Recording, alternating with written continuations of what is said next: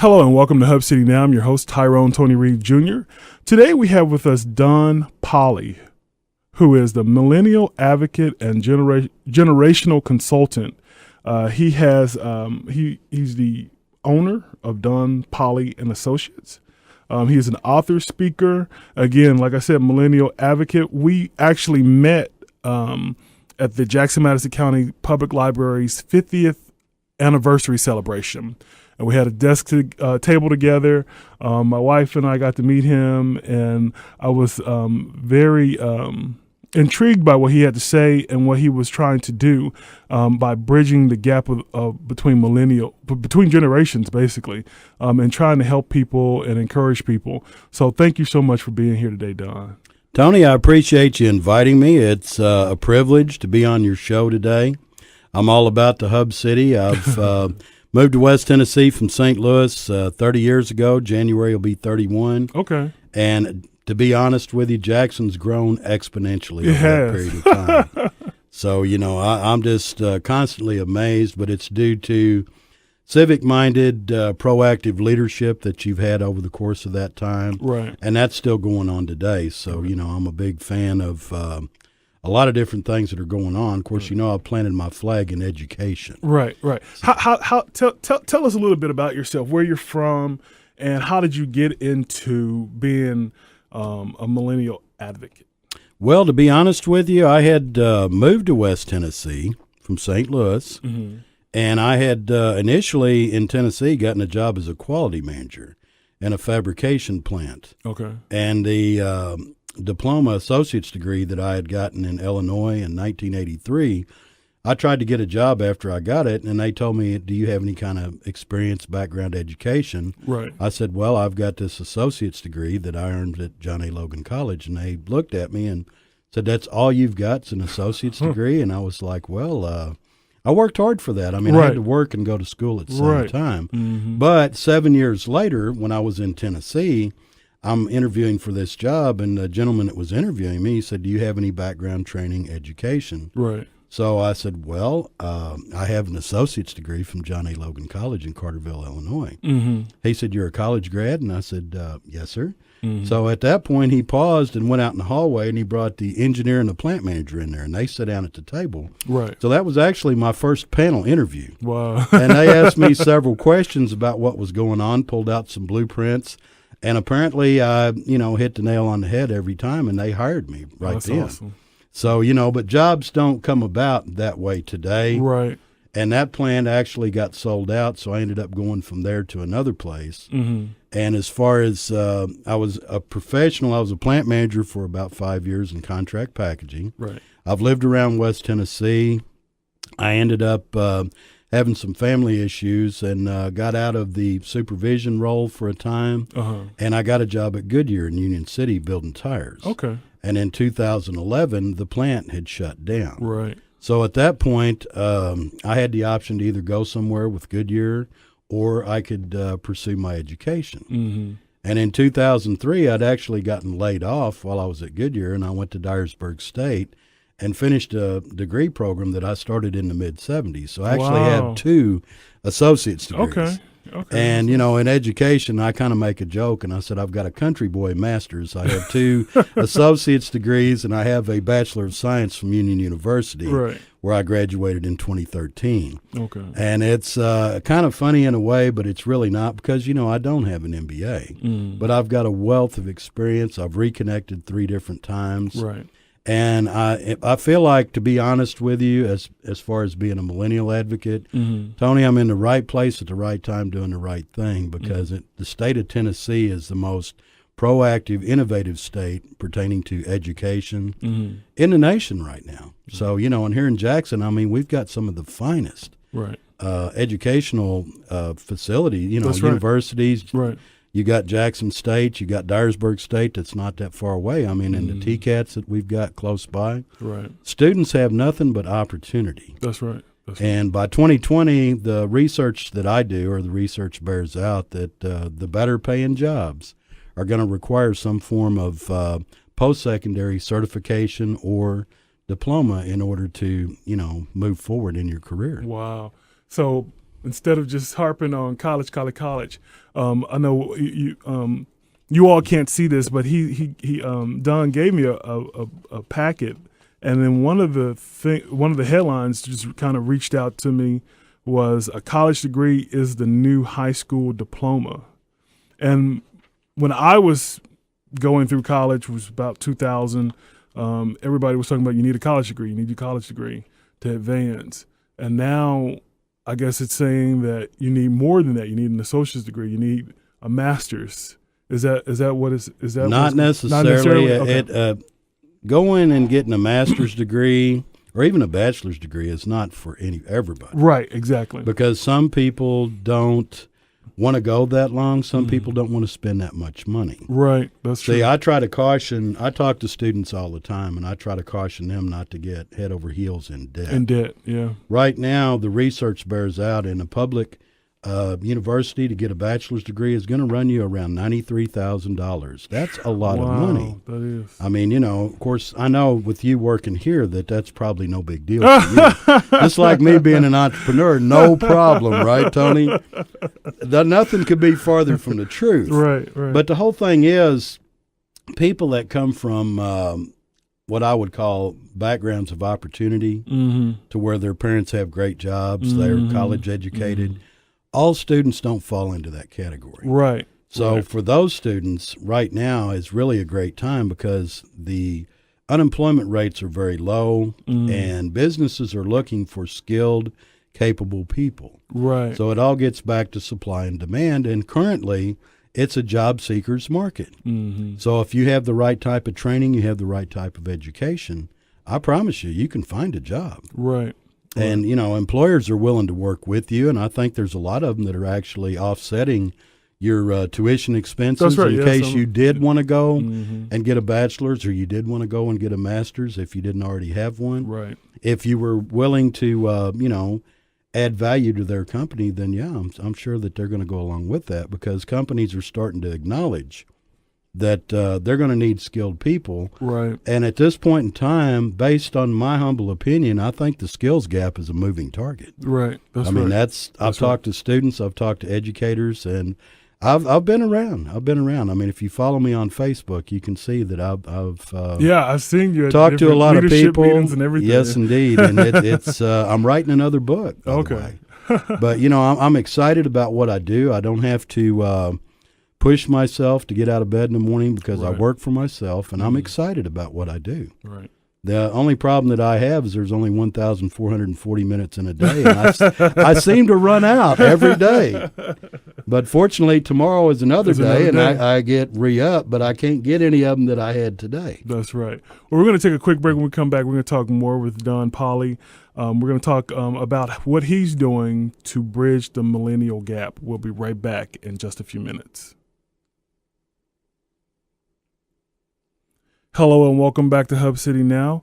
We are back with Don Polley, who is a millennial advocate, a generational consultant, author, an educational consultant, a speaker.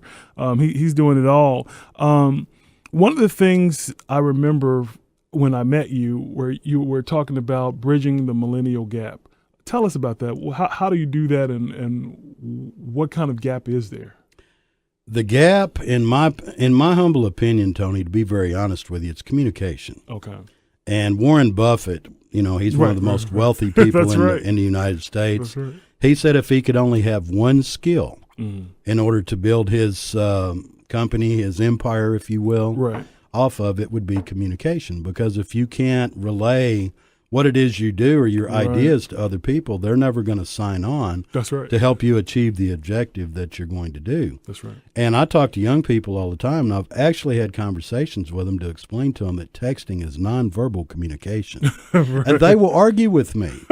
See, and to be honest with you, now I'm researching online all the time, Tony. And to be honest with you, companies today are looking for people that can read, understand what they've read, be able to write grants, write reports, be professional about what they do. That's right. In addition to that, they're looking for people that can stand up in the room and give a presentation. That's right. PowerPoint is basically on its way out if it's not right. out already. Mm-hmm. So, you have to be able to make eye contact. You have to be comfortable in That's your true. own skin. That's true. And to be honest with you, K through 12, you have teachers that nurture you. They teach you how to learn. That's right. Once you get into the post-secondary realm, that's more about research. It's on you at that point. You may get involved with a team or you may go in a different direction, but, that's all about you. Right. And the teachers that you have K through 12, I mean, they have to be recertified. They're continually improving That's on right. what it is that they do. That's right. Whereas once you get to the university level, like if you're going to get a PhD, MBA, something along that order, your professor might be the smartest person in the world. Right. But as far as being a teacher, he or she may or may not be the greatest in the world. So, that's where you have the disconnect, and that's where young people need to understand. And that's kind of the niche that I feel like that I can bridge the gap, if you will. Right. Because people my age, I have a more difficult time talking to them because they think millennials are the problem. No, they're not. Millennials make us better leaders, to be very honest with you. How is that? Because that's not something I hear a lot. I hear the children are the future, but I hear, these millennials are just going to ruin the world. What's going on? But you're saying you're saying something completely different, that they make older people. Absolutely. How do they do that? You've seen that I used to have on my card that I was a generational diversity consultant. Okay. When you talk to HR, when I first started out 3 years ago, I was talking to HR about millennials, and I was talking about the benefits of diversity and how they would cause some disruption to what they had going on. I might as well have been selling ice. I mean, they knew what it was, but they had no interest in getting involved with what's going on, no matter what the price was. Right. So, that's why I'm surprised that I stayed in business as long as I did, because it's very frustrating. Right. But on the flip side of the coin, I started talking to young people. And I try to get across to them that the most valuable asset that they're ever going to have in their life is their career. And Tony, in your case, I mean, I have no idea what you're compensated. It doesn't matter. This is a rewarding career for you because this is what you do and you enjoy it. Right. For what I do, it's a very rewarding career. To me, I think a day without public service is a day without sunshine. Right. That's why you see me getting involved with a lot of different things. Right. But it's all about the future, and it's all about young people. I wish I could have had a Don Polley in front of me when I graduated Union in 2013. Now, the job market was different at that time. But to be very honest with you, I didn't know how to find a job. I'd been continuously employed from 1974 to 2011. What did I know about going and finding a job? Right. Now, Union University taught me a lot of things. I had some world-class instructors. I had teachers at Union that people would pay money to listen to them speak. Seriously, literally. But and Carol Griffin, I mean, he's the one that recruited me to go there, and he's retired now. I don't have enough time to say good things about him. But there again, whenever I talk to kids about college and career development, I don't discourage them from going to Union. Right. But I don't recruit them to go there either. Does that make sense? Right. Because I try to help them develop a career path on what success looks like for them. Right. And the problem that I've seen from the young people that I've talked to, their advisors, their counselors are looking at their test scores, and they're trying to tell them this is what you have an aptitude for. This is the direction you need to go in. What do they know about them? Right. And from my experience, to be very honest with you, and there's research to back this up, 35 to 50% of your college students, or, maybe not in TCAT so much, but community college or university level students are introverts. Right. So if you're a counselor and you got 10 minutes with them, good luck. I mean, that's if true. You're exceptional, you might get somewhere. You might move the dial a little bit. Right. But you're not going to carry it home. That's right. And, the only way you're going to be able to do that if they're going to open up and trust you to get, what they need. To the heart. Right. That's right. That's right. So what are some things that how do you bridge the gap? What are some steps that you've taken to bridge the gap? Well, I've went out and I've talked to groups. I do a lot of freelance. I'll go out in a Starbucks or a restaurant. I go on campuses from time to time, and I talk to students. Mm. And usually I draw a crowd. I mean, if I'm waiting in line somewhere, I mean, there's usually young people there. Right. And I talk to them. But to be honest with you, if you ask a young person about their career, they'll talk to you about it because nobody asks them. Right. I mean, they don't really want their honest opinion. Right. And Tony, to be honest with you, in the realm of the collegiate, from my opinion, all they give you is sound bites, and you need somebody to have a conversation. That's true. That's what I do, and I open up conversations in a lot of different places. I went by Zaxby's here in Jackson earlier this week and talked to a gentleman that was working over there, working 2 jobs. He's got a plan. Right. And I firmly believe that he's going to succeed in what he does. But, he thanked me for talking to him because he had a little nudge out of that. Right. Because, if you've got that encouragement, then you believe in yourself. That's right. That's true. So, if you're going to have, if you're going to add value to yourself, you've got to believe that you've got value. That's right. That's right. So, read some of the blogs that I put on my website. That's good. Yeah. Man, time is, I enjoy talking. Like I said, we met at the library's anniversary celebration. And it just didn't seem like it was enough time to really talk. And now we're already like over our second segment. So when we come back on our third segment, I'm going to give you contact information for Don Polley, let you know what books he has, what he's working on, where you can find his articles. And we'll be right back in just a few minutes. Hello and welcome back to Hub City Now. I'm your host, Tyrone Tony Reed Jr., and we are back with Don Polley, who is a millennial advocate and generational consultant.